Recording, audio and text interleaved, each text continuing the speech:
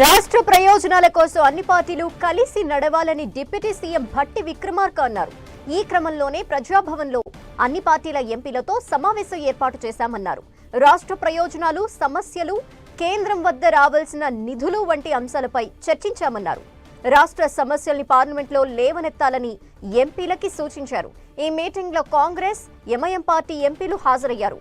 BJP నుంచి కేంద్ర మంత్రులు బండి సంజయ్, కిషన్ రెడ్డిలకు ఆహ్వానం పంపినా వాళ్లు రాలేదని డిప్యూటీ సీఎం భట్టి విక్రమార్క అన్నారు. ప్రభుత్వం నుంచి మేము ఇచ్చినటువంటి ప్రెజెంటేషన్, లేఖలు, పెండింగ్ ఉన్నటువంటి అంశాలు సమగ్రంగా ఒక పవర్ పాయింట్ ప్రెజెంటేషన్ పార్లమెంట్ సభ్యులందరికీ అంశాల వారీగా వారికి వివరించడం జరిగింది. బైఫర్కేషన్ యాక్ట్ ద్వారా రాష్ట్రానికి హక్కుగా అందవలసినటువంటి కార్యక్రమాలు, ఉదాహరణకు బయ్యారం స్టీల్ ప్లాంట్ దగ్గర నుంచి మొదలు పెడితే, కాజీపేట్ కోచ్ ఫ్యాక్టరీ దగ్గర నుంచి మొదలు పెడితే అనేక రకాలైన అంశాలని ప్రతిదీ సమగ్రంగా పవర్ పాయింట్ ప్రజెంటేషన్ ద్వారా పార్లమెంట్ సభ్యులందరికీ వివరించడం జరిగింది.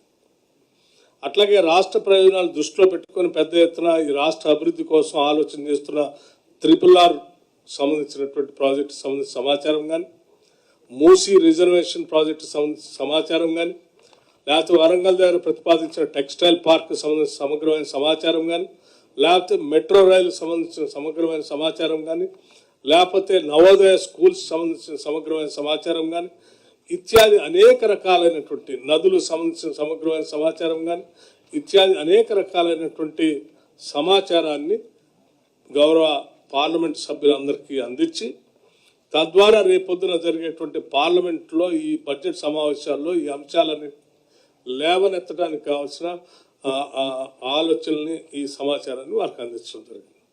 ఈ సమావేశానికి రావాలని ప్రత్యేకంగా ఆహ్వానించినప్పటికి కూడా టీఆర్ఎస్ పార్టీ సంబంధించిన పార్లమెంట్ సభ్యులు ఏ కారణాల చేతనో మరి సమావేశాలు రాలేకపోయారు.